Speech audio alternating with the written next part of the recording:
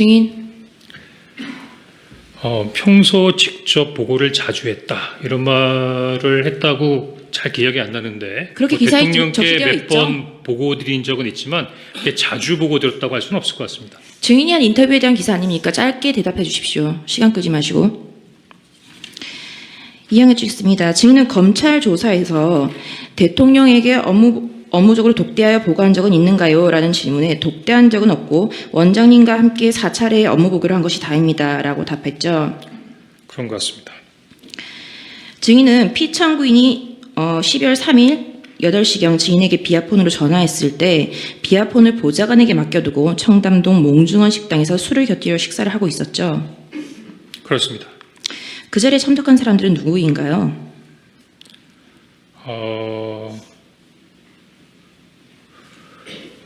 그게 왜 궁금하시죠? 제 지인들이면 뭐 여러분인데 혹시라도 이게 공개적인 자리에서 어떤 부분에 생략하겠습니다. 이름을 얘기하는 생략하겠습니다. 게 적절할지 잘 모르겠습니다. 답변을 짧게 해주십시오. 신문상이 깁니다. 술은 얼마나 마셨나요? 8시에 저도 그날 굉장히 늦게 도착했던 부분이고 사실 그날 저와 같이 자리셨던 분들이 연배가 굉장히 많으신 분들이라 술을 많이 하시는 그런 자리는 아니었습니다.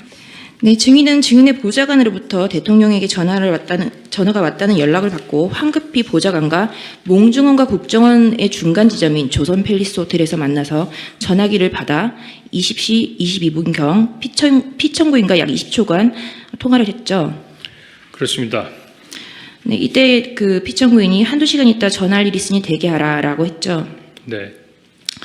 증인은 이전에도 대통령과 통화하거나 연락한 적이 있느냐라는 질문에 전혀 없습니다. 이번이 처음이었습니다. 그래서 제가 처음으로 대통령께서 저에게 전화를 했는데 받지를 못해서 마음이 엄청 급했고 곤란하게 되었다고 생각한 것입니다. 라고 하였죠. 그렇습니다. 증인은 대통령과 독대를 한 적도 한 번도 없고 개별적인 연락을 한 적도 한 번도 없는데 아까 KBS 인터뷰에서 윤 대통령에게 평소 직접 보고를 자주 했고 신뢰받고 있다라고 생각했다라고 말했죠. 그 KBS 보도와 그렇게 기사가 되었죠. 그건 그 기자한테 물어보시죠. 그렇게 인터뷰를 했으니까 그렇게 기사가 됐겠죠. 네, 증인은 여인영은 방첩사령관으로 취임한 이후 처음 알게 되었는데 방첩사가 국정원과 업무 파트너이기 때문에 방첩사령관이 국정원을 자주 방문해서 업무적으로만 알고 지내던 사이였습니다. 그리고 간부들끼리 저녁을 한 번 한 적은 있는 것 같습니다. 라고 하였죠. 지금 이게 뭡니까? 이게 지금 저 검찰 증인의 조서인가요? 12월 11일자 검찰 진술 조서입니다. 네, 그렇습니다. 네, 증인은 여인영과의 마지막 전화인 2024년 12월 3일 23시 06시경 지금 그 여인영과 그 피청구인과의 통화 목록입니다. 예. 마지막 통화인 23시 06분경 통화에서 여인영이 국회는 경찰과 협조해서 봉쇄하고 있습니다. 라고 좀 뜸을 들이더니 선배님 이걸 좀 도와주세요. 저희 체포조가 나가 있는데 소재 파악이 안 돼요. 명단을 불러드릴게요. 라고 말했다고 진술했죠. 네. 증인의 위 진술은 여인영 방첩사령관이 증인과 통화한 23시 06분경 이미 방첩사 병력과 경찰이 협력해서 국회를 봉쇄하고 있는 상황이라고 설명했다는 거죠. 다시 한번 말씀해 주십시오.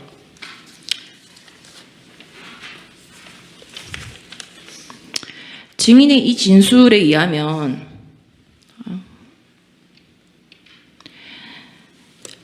저희 체포조가 나가 있는데 소재 파악이 안 돼요. 명단을 불러드릴게요. 국회는 경찰과 협조해서 봉쇄하고 있습니다. 이렇게 진술했다는 거잖아요. 여인영이. 예. 그죠?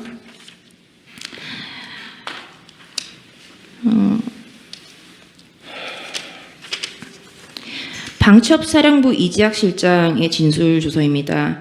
방첩사령부 이지학 실장은 검찰에서 계엄 당일인 22시 36분경 퇴근해서 집에 있는데 영해 거주자 소집령이 내려졌고 23시 04분경 수사단장실에 도착하여 김대우 단장으로부터 임무를 부여받았다라고 진술했고요.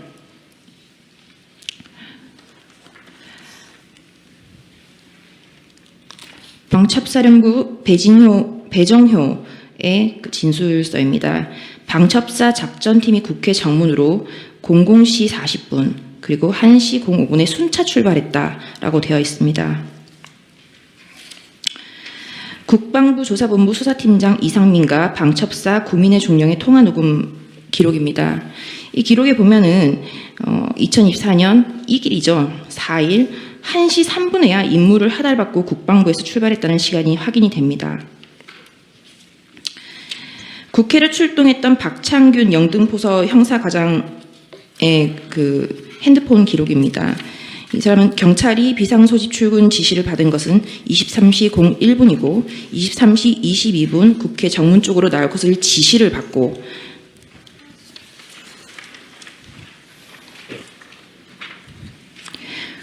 이길 00시 18분경이 되어서야 국회 정문 앞 수소충전소로 이동했다라고 보고하였는데 지금 이런 사실 전혀 몰랐죠? 방첩사의 진행사항이야 제가 알 수가 없죠. 네. 그래서 이 증거들에 의하면 증인이 여인영과 통화하였다는 23시 06분경에는 객관적으로 아직 방첩사 경찰이 국회로 출동할 것을 지시받기도 전이거나 국회에 도착하지도 못한 상황이었는데 여인영이 방첩사 병력과 경찰들이 국회를 이미 봉쇄하고 있고 체포조가 대상 인원들의 소재 파악을 못하고 있으니 체포명단을 불러줄 테니 도와달라라는 말은 있을 수 없는 말 아닌가요? 그건 제가 아니라 여인영 사령관한테 한번 여쭤보는 게 좋을 것 같습니다. 네. 여인영 사령관도 아까 방금 증언을 하실 때 그렇게 말했습니다. 그 시각에는 그런 말이 있을 수 없는 말이라고요. 증인은 당시 여인영이 무엇이라고 하면서 체포 대상자 명단을 불러주었나요? 라는 질문에 위치 추적해달라고 하면서 명단을 불러줬습니다. 라고 대답하였죠. 네. 여인영은 생략하겠습니다. 국정원장은 전체 업무를 총괄을 하고 1차장은 해외 정보 소집, 2차장은 국내 정보 및 대북 방첩, 3차장은 심리 및 사이버 안보, 과학기술, 기획조정실장, 기주실장은 총무 관리 및 인사 등의 직무를 담당하죠. 국정원 조직에 대해서는 이 자리에서 공개적으로 얘기하는 게 적절치는 않은 것 같습니다. 네, 어쨌든 증인의 업무가 해외 파트인 건 맞죠? 그게 이제 잘 모르셔서 그러시는 것 같은데 통상 제가 제 업무를 소개할 때는 해외 업무와 해외로부터의 위협에 대응하는 업무를 하고 있다고 답합니다. 네, 국정원의 대공수사권이 없어지면서 대신 국가안보조사국이 대체 신설되었는데 이는 증인의 산하가 아니라 2차장 산하였죠. 그렇습니다.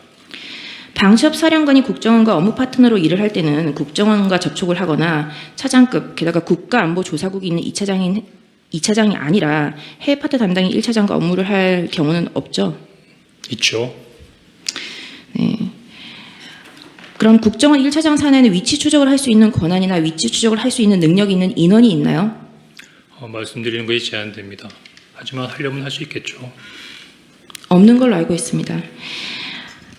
방첩사령관 생략하겠습니다.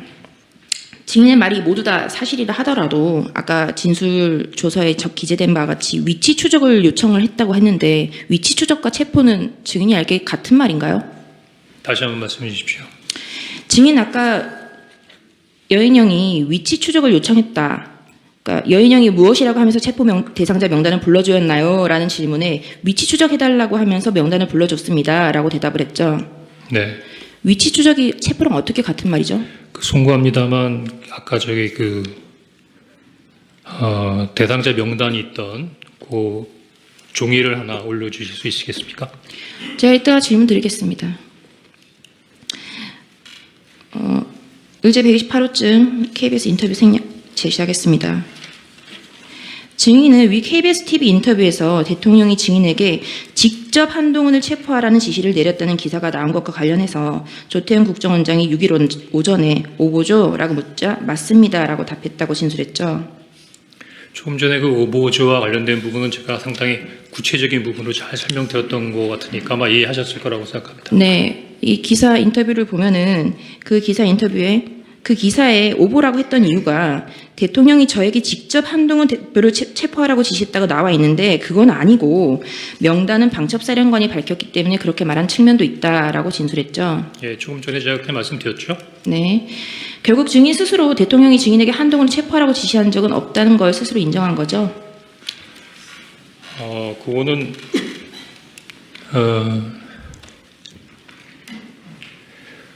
변호인께서 말씀하시는 부분의 말씀이 반은 맞고 반은 틀린 것 같습니다. 네, 16항 여쭙겠습니다. 증인의 진술 조서입니다. 증인은 여인영 방첩사령관이 진술인에게 체포조 명단과 체포 지시는 대통령님의 뜻이다 내지는 대통령의 지시사항이다 말한 사실은 있는가요? 라는 질문에 명시적으로 얘기하지 않았습니다. 라고 대답을 했고 그렇게 생각할 수밖에 없었다 라고 답했죠. 그러니까 여인영 사령관이 대통령님 지시사항이다라고는 얘기하지 않았다 그 말씀이시죠? 네? 아니 수사관이 이게 그 여인영 방첩사령관이 증인에게 이 체포조 명단 지시가 대통령의 지시냐라고 물었을 때 명시적으로 얘기하지 않았다라고 답을 했고 그리고 예, 그렇게 얘기하지 않았습니다. 네. 예. 그리고 증인이 그렇게 생각할 수밖에 없었다. 증인의 생각이었다라고 진술했죠. 그러면 이렇게 한번 말씀드리겠습니다. 아니요, 여기 이렇게 기재가 되어 있는 걸 여쭙는 겁니다. 예, 생각할 수밖에 없었습니다. 네. 국회 정보위 김병기 의원은 2024년 12월 6일 증인이 정보위에 출석해서 대통령이 직접 방첩사령부와 협조해 한동훈과 이재명을 체포하라고 지시했다는 진술을 했다라고 언론 브리핑을 하였죠. 제가 김병기 의원이 직접 언론에 브리핑하는 걸 보지는 못했습니다. 하지만 제가 정보위원장실에서 12월 3일에 대한 관련된 사항을 설명할 때 정보위원장과 원래는 그 정보위 간사가 박선원 의원이셨는데 박선원 의원이 경기도 이천에 있는 특전사령부에 항의 방문을 가시다 그래서 김병기 의원이 대신 참석하셨고 여당에서는 이성권 의원께서 참석하셨었습니다. 네, 신문상 없으면 제시해서 하겠습니다. 이 기사에 대해서 위 언론 보도 내용은 위 면담에 배석하였던 더불어민주당 김병기 의원이 진술인의 발언 내용을 공개하면서 언론 보도가 되기 시작했는데 실제 진술인이 위 면담에서 한 발언 그대로 가감없이 사실대로 보도가 된 것인가요? 라는 질문에 제가 한 말 그대로 보도된 것으로 알고 있습니다. 라고 답을 했죠. 예, 그렇겠죠. 지금 최근에 얘기하는 것처럼 자꾸 하나하나를 지적하신다고 하면 제3자에 전달되는 과정에서 다소 바뀐 부분이 있지만 제가 그 면담하는 과정에 그 양당 간사께서 계속 노트에 제가 얘기한 거를 그대로 받아 적으셨기 때문에 아마 그 받아 적인 내용을 가지고 발표하지 않으셨겠습니까? 아니 지금 조사를 받으실 때 이 기사를 제시하면서 대통령이 직접 지시 싹 다 잡아들여 정리하라라는 기사를 제시를 하고 이 기사 내용이 가감없이 사실대로 보도가 된 것이냐는 질문에 대해서 증인이 말한 대로 보도된 것으로 알고 있습니다라고 답을 하신 거잖아요. 그럼 증인이 이런 말을 했다는 말인 거잖아요. 그죠? 다시 한번 좀 설명을 해 주시겠습니까? 지금 약간 방금 말씀하신 거는 그 김병기 의원이나 이성근 의원이 정보위원장 면담을 끝나고 나가서 기자들한테 브리핑을 한 것이 사실이라는 거라고 물어보셨는 것 같은데 지금 이 내용은 뭡니까? 지금 이 자료는 어떤 자료를 가지고 말씀하시는 겁니까? 이 자료는 네. 증인이 검찰에서 진술한 진술 조서고요. 지금 SBS라고 나와 있네요. 네, 그래서 네. 그 어쨌든 제목에 보면 네. 대통령 직접 지시 싹 다 잡아들여 정리하라라는 기사를 제시하면서 네. 검찰이 네. 이 기사가 가감없이 사실대로 보도된 것인가요? 라는 질문에 대해서 검찰에서 이 기사를 제시하면서 증인이- 저한테 물은 적은 없는 것 같습니다. 그럼 이 조서가 가짜라는 말씀이신 건가요? 허위로 작성된 건가요? 한번 그 조서 관련된 부분을 좀 다시 한번 지금 갑자기 이렇게 뭘 하나 띄워놓으시고 갑자기 이렇게 물어보시면 저도 이해하는데 좀 시간이 걸리지 않겠습니까? 그러니까 좀 앞뒤를 설명해 주시면서 질문해 주셨으면 좋겠습니다. 제 질문이 어렵나요? 예, 아무래도 글자 그대로 읽었습니다. 아무래도 처음 글자 그대로 읽었습니다. 아무래도 처음 법정에 가감없이 와 있다 보니까 여러 가지 긴장된 부분도 있고 하나하나를 이해하는데 조금 좀 어려움이 있다는 부분을 좀 양지해 주셨으면 좋겠습니다. 증인이 지금 지금 변호인께서 물으시는 거는요.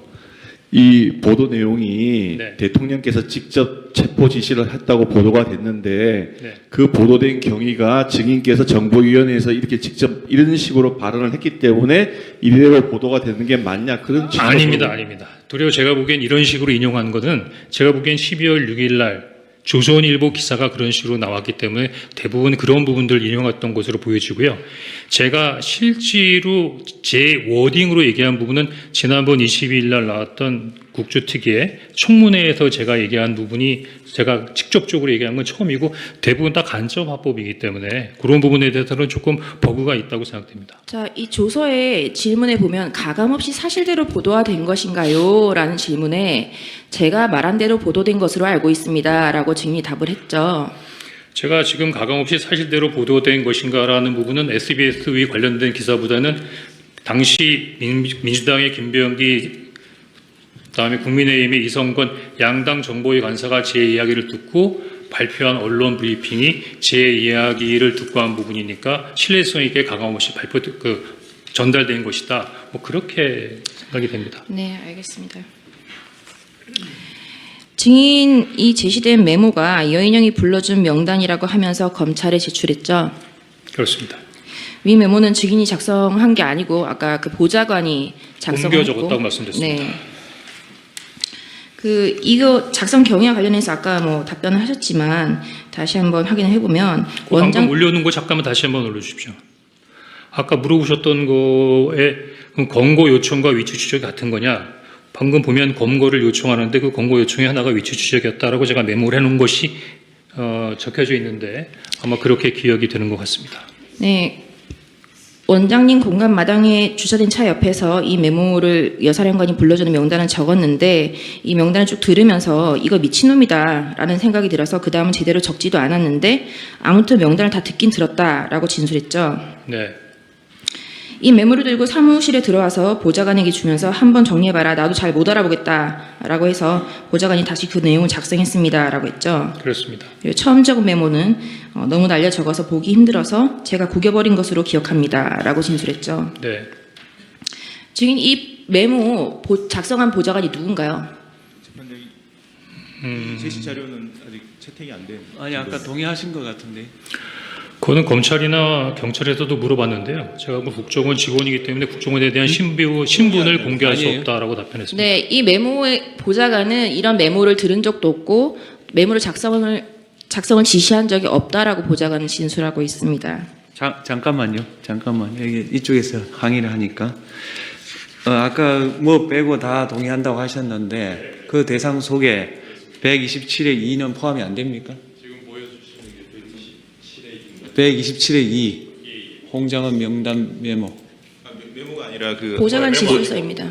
보좌관의 진술서를 제시하고 있습니다. 지금 저 띄워놓으신 부분은 저 부분은 저희가 부동의 지금 그러면 알겠습니다. 127의 2는 인정하고 아닙니다. 제가 그 부분에 대해서 말씀드렸습니다. 139-1을 인정 안 한다 이 말입니까? 139-1은 지금 채택이 안 된 것 같은데요. 네, 알겠습니다. 네, 그러면 그냥 철회하고 이 보좌관을 청구자 보좌관이 한 명이 아닙니다. 3명인 걸로 알고 있습니다. 예, 그 세 명 다 이렇게 진술했습니까? 그건 답변 드리기 어렵습니다. 왜 답변 드리기 어렵습니까? 보좌관이 증인은 작성한 게 제가 없다고 증인이 아니지 말씀하셨다고 하셨지 않습니까? 않습니까? 그러면 네. 제가 보기엔 그 중에 한 사람이 하긴 했네요. 그렇죠? 자, 증인은 명단을 듣다가 미친놈이구나 하고 메모를 하지 않았다라고 했는데 굳이 다시 보좌관에게 이 메모를 정리해서 작성하라고 한 이유가 뭔가요?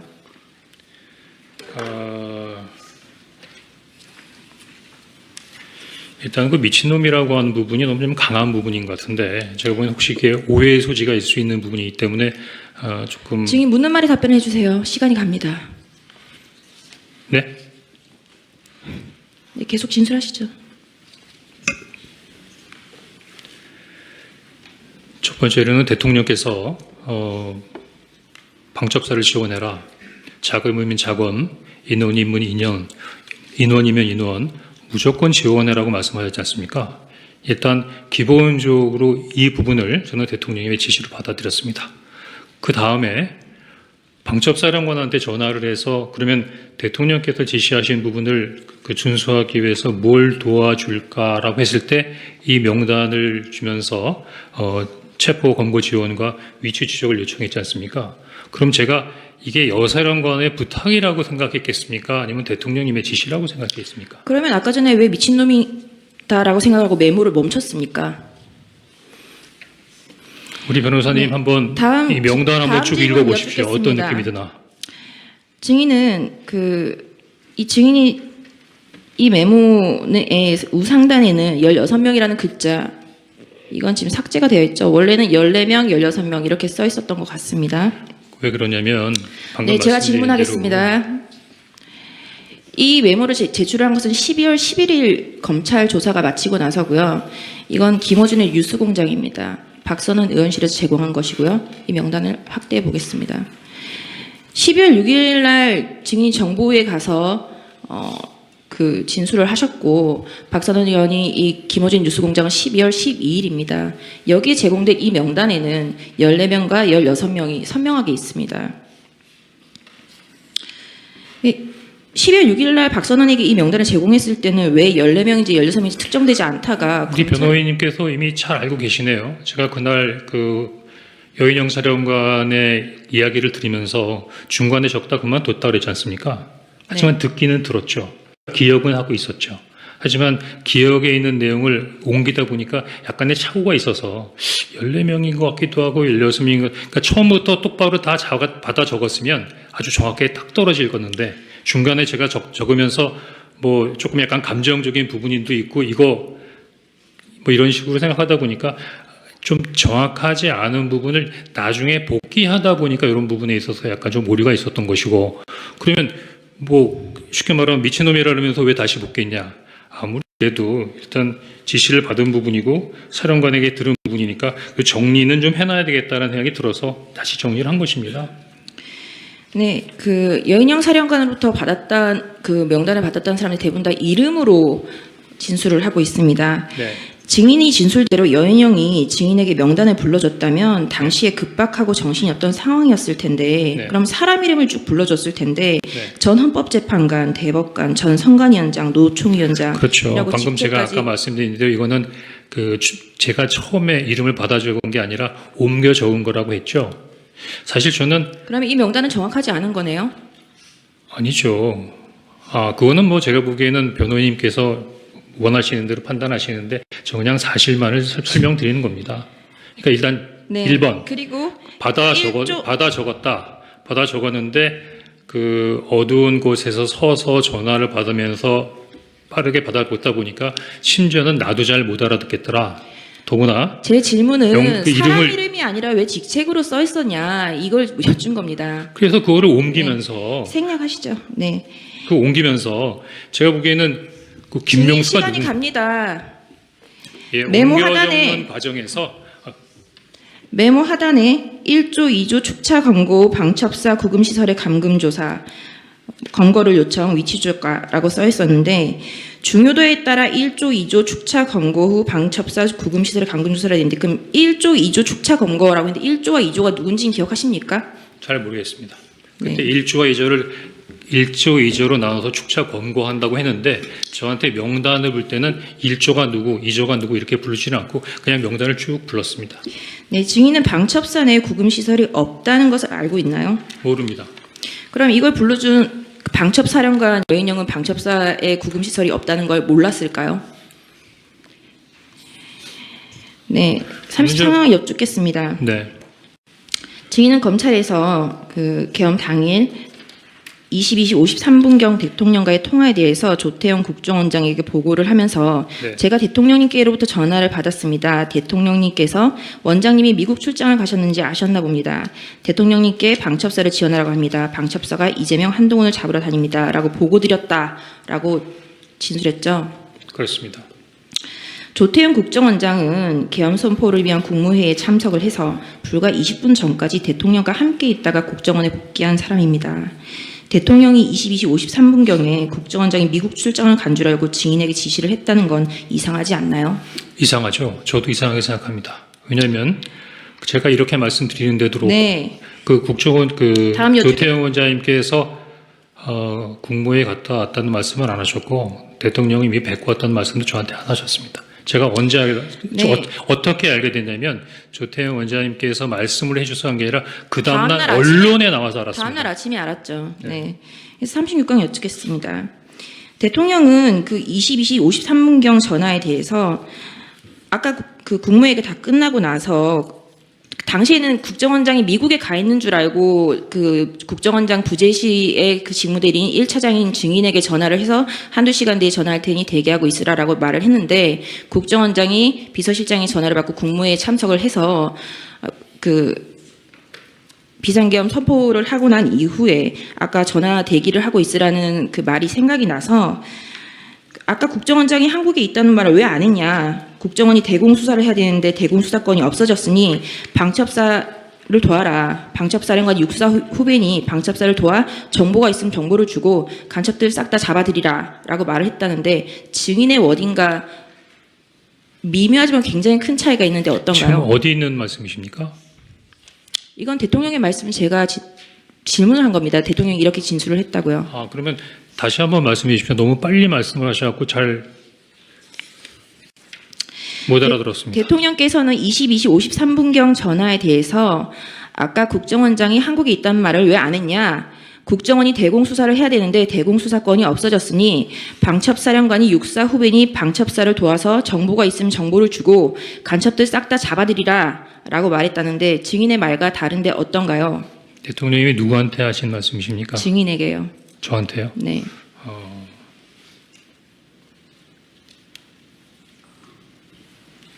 뭐 일부 유사한 내용도 있긴 합니다만 제가 기억하는 부분하고 조금 차이는 있는 것 같습니다.